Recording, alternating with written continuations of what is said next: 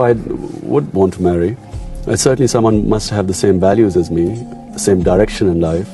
I mean, if the other person wants the glamorous or the glittery life or a life of materialism, then I'm not the right person.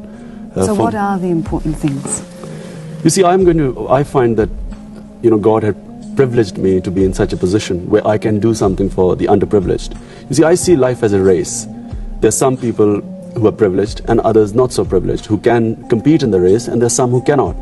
And the responsibility of the ones who have these extra talents, whether it's talent in sport or talent to make money or whatever, then they have a responsibility towards these less privileged people. So I feel that I have been privileged, I have got whatever I wanted in life. And so therefore I should help those, in my country who are suffering. Like the poor people, cancer sufferers, and later on I hope literacy, which is falling in Pakistan. Tell me, the Playboy tag, now was that a media beat up or was that a part of Imran Khan in the past? I suppose I was a cricketer, and I led a cricketer's life, which was cricket and nothing else mattered. And you have to have that to succeed in anything. It has to become an obsession.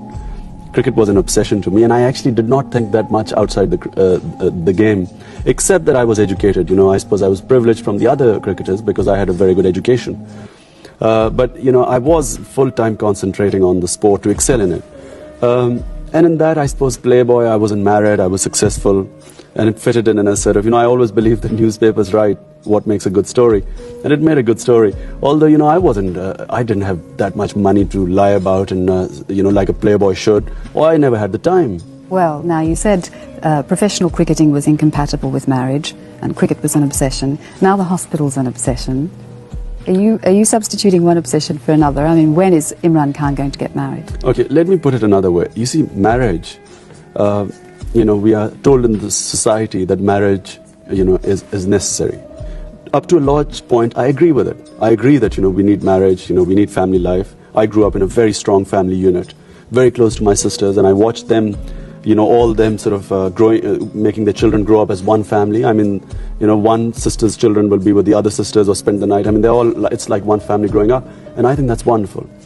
But you see, at the same time, I believe that once you do get married, it's no big deal to get married or have children, but to make a success of your marriage, and certainly to bring up your children as proper human beings, not as an ego, that I've produced these replicas of myself, but to make them grow up as proper human beings is success.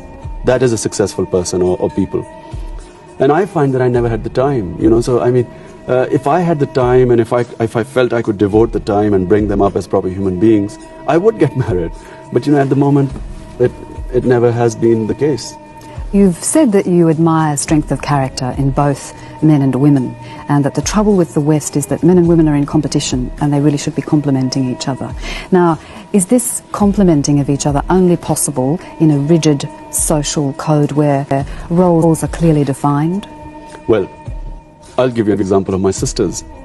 4 sisters. One is a PhD in economics, works for United Nations. One is a surgeon. One is a master's in business administration, and one is a graduate. Now, the younger 3 are married. Now, what they did was, and that's how I would like to see, if I get married, the woman sort of follow this example, that they first brought up the kids, and whatever work or education they did, they finish it at home. And now one of the sisters, well, her children are old enough, and now she's pursuing her job. So I'm saying that the jobs are flexible, but the roles are clearly defined. First, your responsibilities. I mean, I can't be a mother. Just like a woman perhaps can do both roles, but a man can't be a mother. It's a very, very specialized role. We are not equipped for that. So if 2 people are both trying to be fathers, who's going to bring up the children? That's what I mean. How important is religion? You're a devout Muslim. Way of life, I mean, religion is part of my life. But you see, people here in the modern Western world, particularly, religion has a strange connotation that it is, your life is one side, religion is the other side.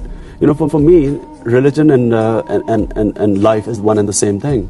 Eating good food is appreciating it is religion. Appreciating nature, I mean, that's all religion. It's just you live through certain code of behavior. And I wish that people more had religious views, because religion values, all religion values, are anti-materialism. And what has happened, I'm sorry to say, in the modern world, is that materialism has become our God. And that has its very poor consequences on the world, because as a result, people exploit each other.